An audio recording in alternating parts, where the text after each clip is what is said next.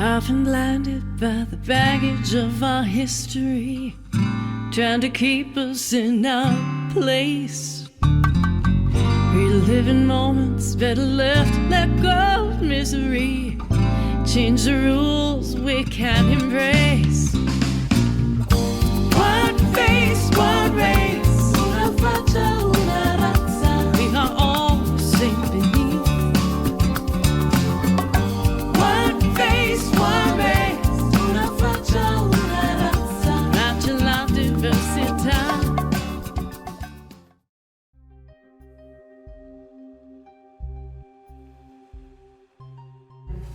Welcome to Wild New Year. This morning I have Carol Stockton with me. My question has to do with the children's services. We don't have an overabundance of children, but the ones that we had were very dedicated to church and very, very much in love with each other, if you can see that. And I know that for my own grandson, he really misses not being able to see Mr. Bill and the other children. And I'm wondering if there's a way, since they are doing remote learning at school, that we can set up some kind of thing through New Dawn so that they can get their service too. What a perfect question. And the children are so valuable to us because not only are they in our hearts, but they are part of our future. And so I appreciate this because exactly along these lines, what I am doing is I am opening up to the idea of bringing some type of process to place for the kids. And I need someone or someones to step forward and volunteer to support us in this process. I believe that the Zoom calls that the children do online at school can absolutely be reincorporated or duplicated through our process and give them a time to get together. It's been on my mind and on my heart this entire time, and so I'm absolutely looking for that and stepping into this for 2021. Thank you for bringing this to my attention.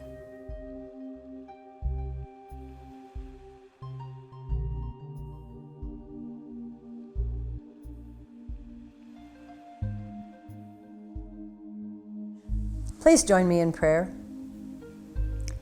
As we move into this time together and as we turn our attention to this time and to this message, we know that God is present. We know that Spirit Almighty, universal wisdom is here now. And knowing this is such a reassurance for each of us because we also know that we are connected to it. We are connected in it. We are of the divine, and the divine is of us. And how beautiful this is and how comforting it feels to know that we are connected to God, in God, and as God. So let us just breathe that in. Let's just take that moment and that realization and be with it now. And let us relax into this time, into this space, into this place, and listen to this message, knowing that there is a gem that may show up for each and every one of us, just one little thing to support us as we move through this week. How blessed we are to have this opportunity to receive this message, how blessed we are to be able to connect in this way, and how grateful we are for all that comes forth. I call this time blessed, I call it good, I call it perfect. And I just release these words and affirm them by saying, and so it is. I've told you before that I used to train customer service reps. For nearly 30 years, my prime focus in life was customer service. And not that that's gone away. But when I trained my classes, one of the things that I taught the representatives was to always remember that the power you have is in this moment, right here and right now. And one of the things that we incorporated into the dialogue that they had with customers was when someone would call in and complain, whatever they were talking about, we would acknowledge them. And then the representative would say, here's what I can do for you now. There's power in those words. I mentioned being present in the moment last week when we were talking about mindfulness and being grounded. And so today we're going to move into more of this as we look at our talk title for today, which is Here and Now. There are some pretty powerful words that can bring us into the space we need to be in to help us cope and move through life. And for me, here and now are 3 words that really resonate with me and bring me back into this space, into this present place.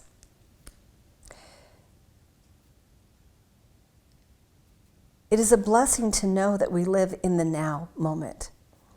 It is a blessing to know that no matter what is going on with me today, all I have to be concerned with is what's happening right now.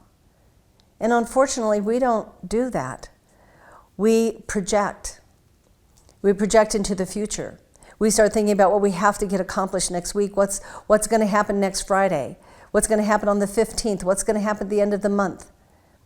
And we keep projecting, and when we do that, we are powerless to the things that show up in our world in that day. Because we're not here. We're there, or we're attempting to be there.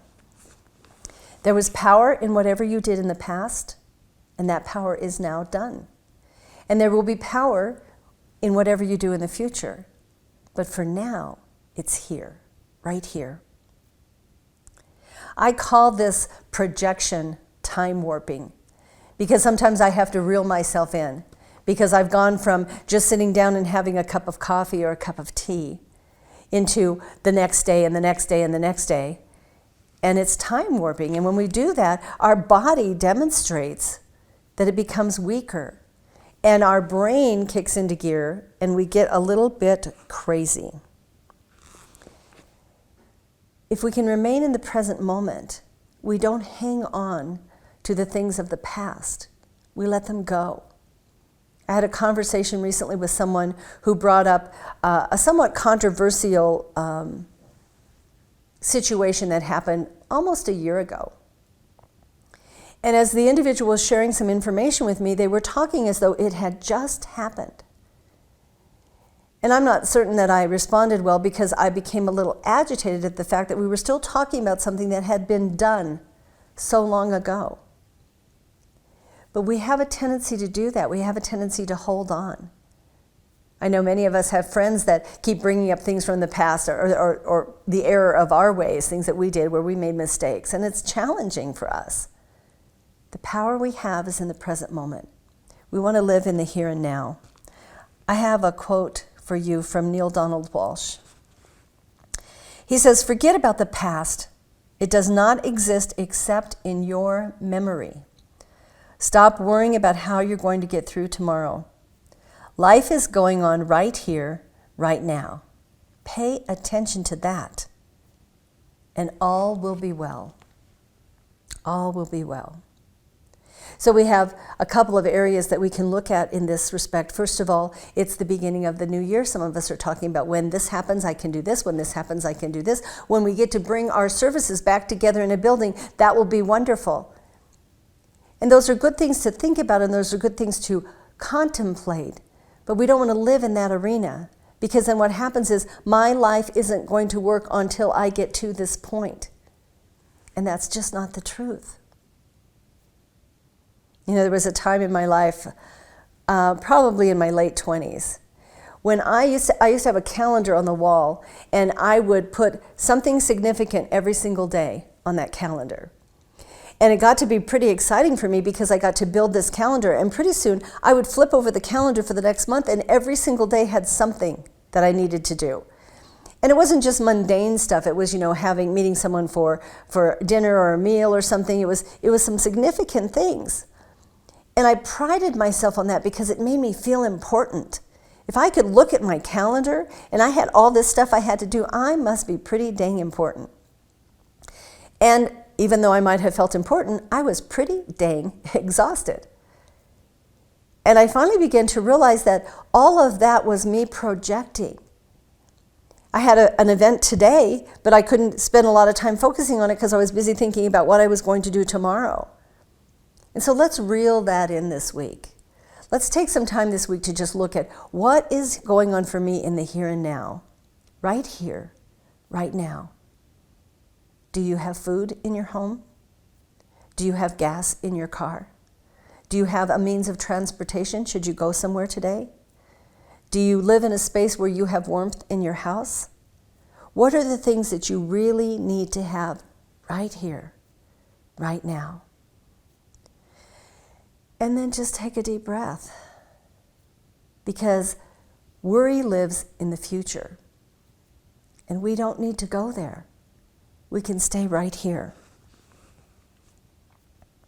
When we talked about our evolutionary vision a few weeks ago, we were talking about envisioning humanity awakening to its spiritual magnificence. I don't know about you, but I'm seeing more of this on planet Earth today. We are waking up. We are discovering the creative power of thought. We can discover this power individually, and we can discover it collectively. We are creating a new world, a new planet, a new day. In a few short days, our new president will be stepping into office. How are we going to support this process? How are we going to live in the present moment and not time warp back to a time that we thought might have been better or worse? How can we support ourselves and our lives in this moment, in this time? You see, we no longer have a normal. That went away a long time ago. What we do have is the ability to create new and to create comfort. Because I think when we keep complaining about the normal and that we don't have normal anymore, all we are talking about is that we aren't comfortable. We've been pulled out of our comfort zone. It doesn't take long to create that space for comfort. Ernest Holmes says, we look too far away for reality. We project. We're seeking it out there somewhere. And reality is right here and right now.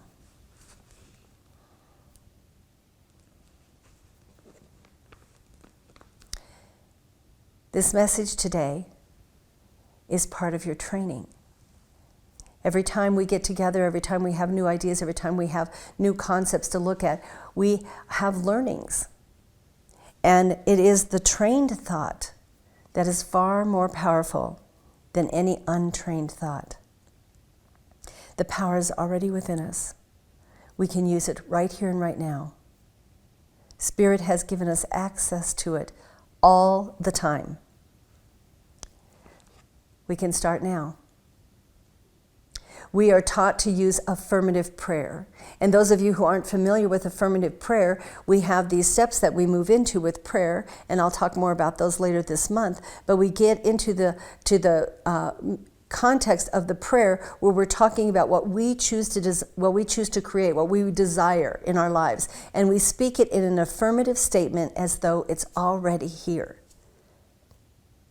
If I can speak to my life that it's already happening now, it helps every part of my body, including my brain, connect to that idea that this is my reality today, here and now.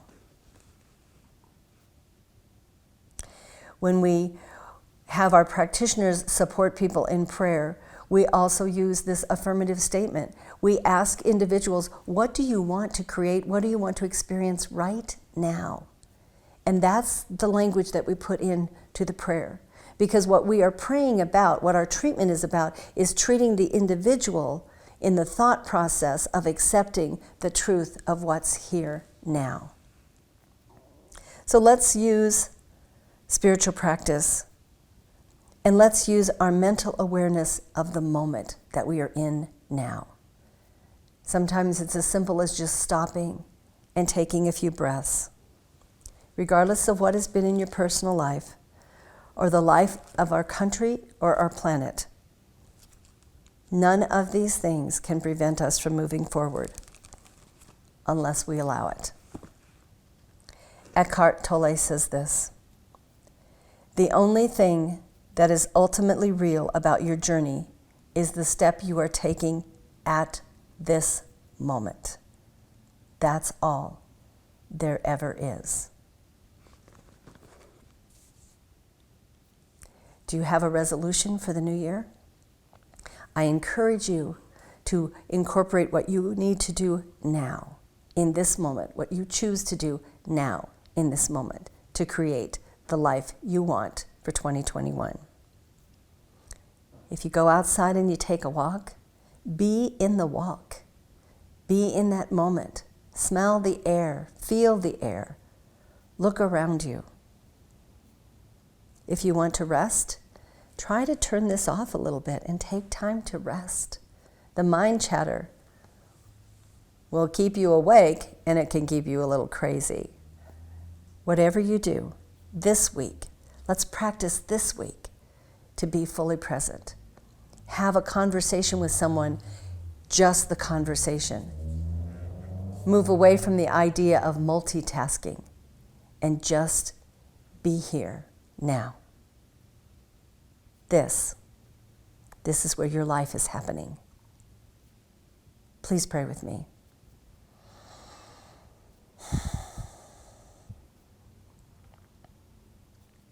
And so as we just breathe into this moment, this space, we give thanks.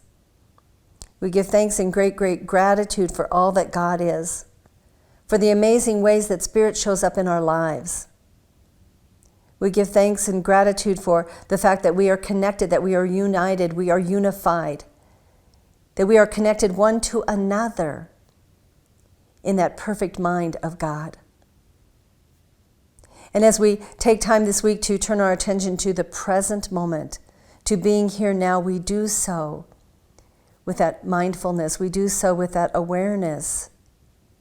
We do so with that relaxing comfortableness that says, I can just be here in this moment. And so as we do this, may we present ourselves in that place of being present, fully present, knowing that the power that we have, that power that we can tap into, is with us now. I know this is perfect and good. I know this is absolutely the place we get to be and the place we get to play. I bless all people everywhere. I know that illness, disorder, and disease are not conditions that are recognized in the mind of God, and so we allow those conditions to be released. We allow those conditions to be let go of, and all people become healthy, whole, perfect, complete. I know that whatever is challenging us on this planet, that we are able to turn our attention to it in the now moment. We're able to fix it, change it, move it away, let it go.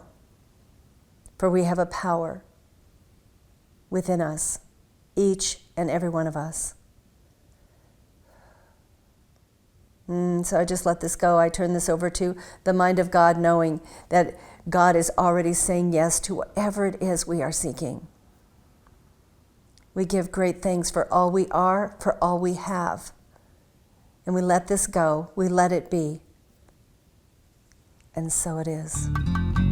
Reliving moments better left, let go of misery. Change the rules we can't embrace.